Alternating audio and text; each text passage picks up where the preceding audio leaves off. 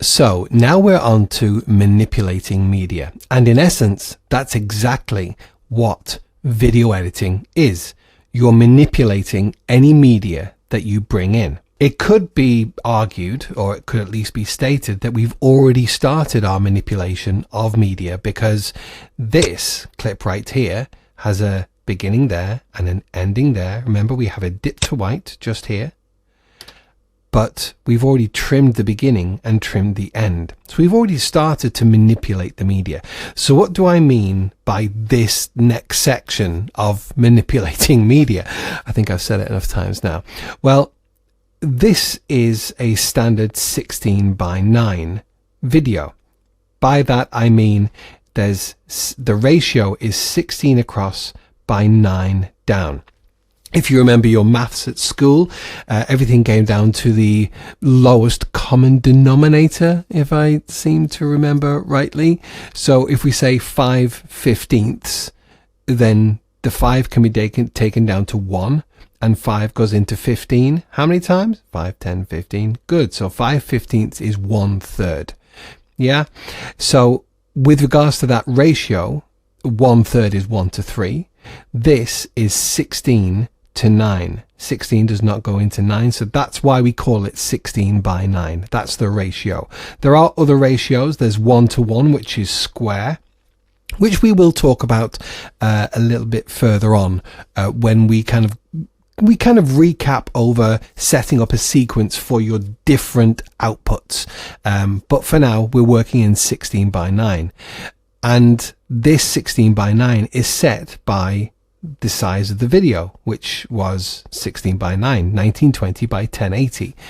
That 1920 resolution, 1920, it's always width first by the height. So it's the x-axis by the y-axis. But this is 1920 by 1080, which when you divide down is 16:9. And we're working within that kind of realm, that template of a size. But we can still manipulate this further. So how we do that is, if I just hold down Alt and scroll down to zoom out a little bit, we still have our 2 clips here. And what we can do is we can manipulate this media further.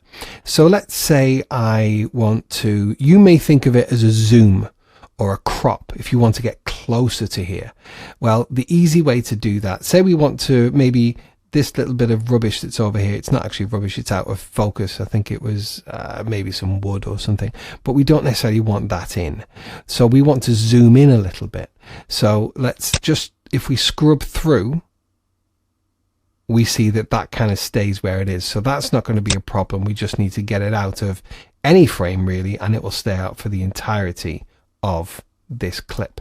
So what we do is we make sure that the clip on the timeline is highlighted and go up to effects controls. If you can't see this, don't forget we have our workspaces. It has been a minute since I recorded the previous section of the course, and for those eagle-eyed among you, you'll see that I've streamlined my workspaces even further, and this has also changed. This is a further update of Premiere Pro. So if you were seeing this in your version and you weren't seeing it in mine, that's why. So the color of the labels, remember we could change the label color here to different colors depending on what our footage is. Well, that now represents here as well on the outside of a bin, and on here again the color is here. So obviously we've got the blue color, whatever, what is that color? It's iris, of course it is. So that's what shows here. It's just another update with regards to how Premiere Pro is working. And if you do have a fully updated version of Premiere Pro, you will always have the latest. But err on the side of caution, as I said, if you're in the middle of a project, try not to update the program. I've lost hours of work in the past purely because of an update. Anyway, we're not talking about that. We're talking about manipulating of media. So because we've got effects controls here, and if you haven't got it, window and effects controls will bring it up. And there's a number of things in here already. But as you do more things, more things will be added below. But let's just deal with what's here right now. We won't be dealing with absolutely everything, but we'll be dealing with a number of the things. First and foremost, if you're going to make any change to the size of this, uniform scale is always important to leave checked. I'll show you why. If uniform scale is unchecked, and say we want to change the height or the width, only the height or the width will be affected. I'm just going to skip a little bit ahead here and say, watch, if I drag this out, it only goes width-wise, and no one likes the aspect ratio that's not intended. It makes people look fat or makes them look thin and outstretched, and we don't like that. So Control Z, and we're just going to have uniform scale here. But as you saw there, you only have to mouse over a number and it gives you this kind of finger drag mouse cursor. And that means that you can click in and dial in numbers, but you can also just click a number and drag it. So this right here, up and down, is left to right. So that's your x-axis. Control Z to, no, don't want that. Control Z to undo that. And the right hand side is your y-axis, up and down. So obviously with the scale, up and down is going to be zooming in and out. And because we have uniform scale on, we can zoom all the way. Obviously, you don't want to do too much depending on the quality of your footage. Now this is 1920 by 1080 and the sequence that we have is 1920 by 1080. But if this was a 4K clip here and we were still outputting in 1920 by 1080, so HD, and bear in mind I run a media production company, I shoot generally in 4K. I can't shoot this in 4K because it's slow-mo, and right now in 2022, my stupidly expensive camera only shoots slow-mo in 1080. But I only actually put out in 1080 to clients, and no one's ever requested 4K. It's just one of those things. They may do in the future, but I literally just put out in 4K. So if that was the case, if I brought in 4K into here, rather than the scale being 100, it would actually be 50. And you could zoom in past and not lose any resolution, any quality whatsoever. That's why shooting in 4K is good, especially when you're putting out in 1080.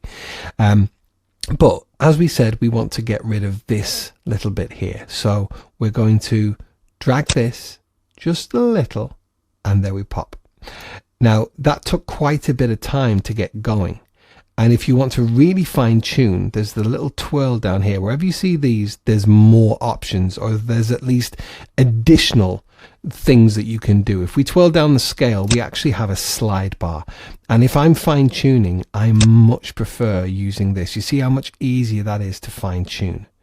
So there we go. We fine tuned that there. Now what I'm going to do is I'm going to toggle on one of these. Remember these shortcuts that we put down here? We got rid of the play and all that because we don't really need it. This is really handy. Safe margins. Simply click that and that gives you the safe margins for the 1920 by 1080 ratio, or the 16 by 9 ratio. And what I use this for often is to check where the center points are and the middle points are, just to make sure that, I mean, there is a case for rule of thirds, so putting something on this line or this line here or this line here and this line here, that kind of draws the eye more. But if you want something absolutely central focus, just clicking on the safe margins and bringing this up, it can really help when you're trying to eyeball. Bear in mind that even if you leave this on, when you come to export, these don't render with it. They're just an overlay. They're not actually on the video.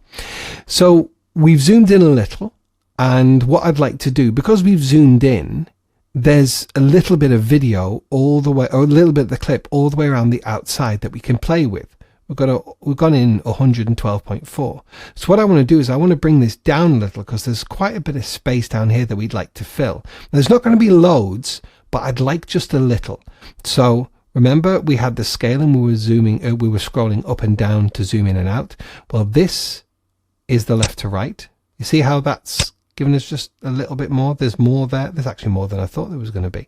So Control Z, I want to do, I want to bring this down. So if we grab the Y-axis and pull this down a little bit, you see where the black is there? So I'm just going to bring that up just to meet. So now we've come down just a little bit. If I reset this resets parameters back to default as it was put in. It actually has gone quite a bit. Control Z to undo the reset, and I'm much happier with that now. We don't have that. We have a tiny little bit of it there, and if we want to fine tune that, how do we do that? Yeah, we make sure that this is all the way down, and just there we go, done and dusted. Now, what a lovely little hint that I have found in my time to do with this, and this kind of goes across the whole thing now. Pay attention, because there will be little shortcuts, little added little bonuses throughout the whole and rest of this tutorial, this whole course, that you may pick up on. I've been doing this now for 6-7 years professionally, maybe 8. I don't like to show my age, professionally, and I still watch tutorials. I still get courses, just because you never know the tiniest little thing that someone may pick up. I did a tutorial on my own YouTube channel a while back, and someone mentioned it was for compositing images, and someone commented quite recently and said, "Oh, I love that shortcut of Alt and click and drag to change the brush size in Photoshop." And I thought that was hilarious, because that was just something that I was doing to be able to show what I was doing, but it was that little shortcut that was picked up on, and it makes all the difference. When you have enough of these little shortcuts in your arsenal, your workflow can be great. It can be so much quicker, and also the program gets less in your way of your creative flow. I know that sounds very twee, but it's true. Let's just get off these save margins, and this is what I'm leading up to. If you're trying to get something moved around here, you're going here and then you're going here and all this. Control Z, Control Z. The beauty is that you're fine tuning here, but if you literally just want to eyeball and grab this and move it somewhere, you can't. But you can, because we just have to select motion, and watch on here when I click motion, not effects, because that toggles on and off the effects that are being applied in this part of the effects controls. But if I click motion, all of a sudden we've got the wireframe all the way around, and we have this little X in the middle. Let me just tilde this X in the middle. Now what this is the anchor point, and we'll touch on that very soon, but just to point out that that's what this looks like when we've got motion selected. And what that is doing is that's engaging global motion movement with the clip. What does that mean? Well, that means now, because it's highlighted, because it's selected within the program monitor, we can click and drag it. How cool is that? It's so handy when you need to do just that quick, move that over there, move that around there. It's more like Photoshop or Illustrator. And the beauty is, if you, let me just Control Z that, if you want to stay on a certain axis, when you're clicking and dragging, I'm all the way up here now, right? I'm not moving my mouse, but watch when I press Shift. It now takes me on the vertical. So I can't go anywhere over to the left. I can't go anywhere over to the right. That is literally staying. If you want to stay everything, you just want to go up or down, perfect. Now, if I want to go all the way to the side rather than up or down, start clicking and dragging to the left and hold down Shift, and now I can only go left to right. I promise you, that may seem the tiniest little thing right now, but oh my word, it makes such a difference when you're trying to manipulate your media. Just a brief little touchdown to rotation. Rotation works exactly the same way, in as much as you click and drag, and we can rotate the video. Sometimes you need to correct. Say you wanted, this isn't going to be right, but say we wanted to be, this was actually straight and our horizon was off. We could manipulate it by dragging a little like that. Does that look straight?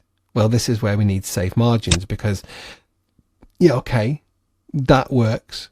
But what if safe margins isn't close enough? Well, yeah, we could click and drag it up and eyeball it and then bring it back down. But we could also show guides. Now, these are very powerful, and these have only just been added to Premiere Pro in the last 12, 18 months. And you see how I mouse over and I can click and drag these? Well, if I click and drag that up to the line that I want to get on, we can now see actually it's way off. The annoyance is that you can't just undo and bring that back down, because that'll undo the movement in there. I'd love them to have the undo memory in the safe margins, but you know, a little at a time. So we want to get this rotation right. And if we eyeball it and try and drag, remember how, I mean, I was dragging all that time, but it only started moving at that point, and it's still not right. See how, yeah, maybe it is. Maybe it is. The annoyance with rotation in my mind is that when you twirl down, you don't get a slider. You get this, which is, it's just as clunky as dragging the number. But let's say we were kind of it, but we wanted to fine tune it. Say you wanted to move back a little bit. Well, we know that's minus 3.0. We could click in there, and you see how that now becomes a text field that you can edit. Well, let's say minus 2.8. Once you press enter or return, it dials in that number.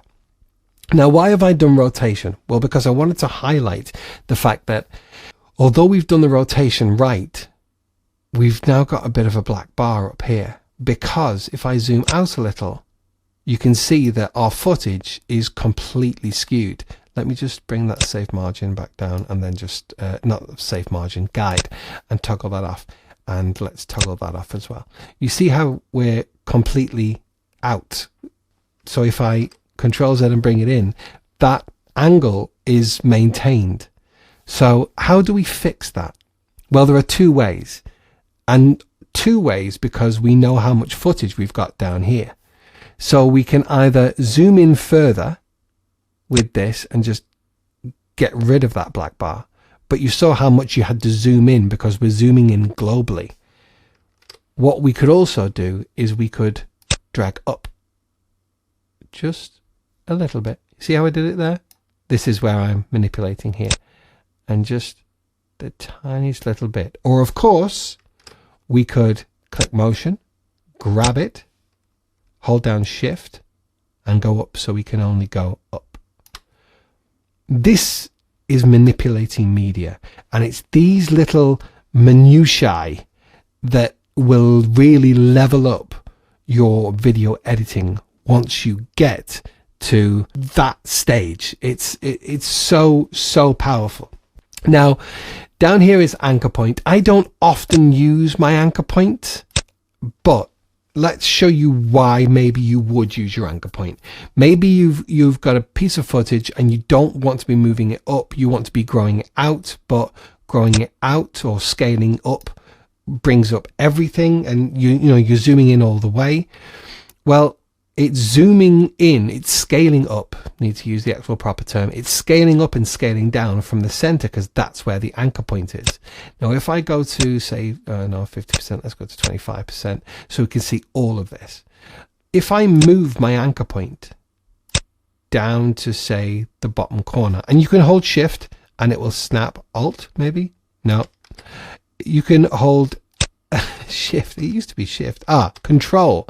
It's shift in After Effects. Hold down control and you can snap it. So now the anchor point is down here at the bottom corner. Well, what does that mean? Well, it means that we used to grow and scale up from the center. Now we're going to be scaling up from the bottom right.